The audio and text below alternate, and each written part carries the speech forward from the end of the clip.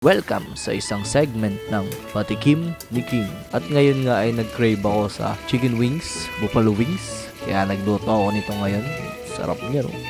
And nagprito na nga ako. Dami kong pinrito niyan, guys. Talagang pang-pamilya.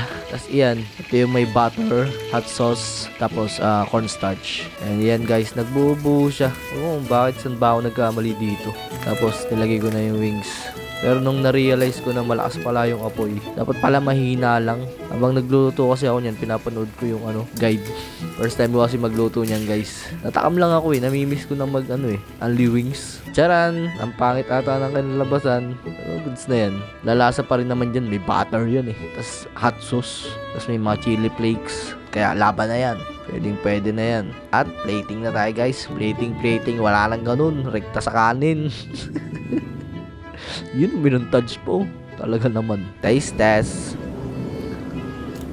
Sarap. Tara guys, kain tayo. Natakap tuloy ako habang napapanood to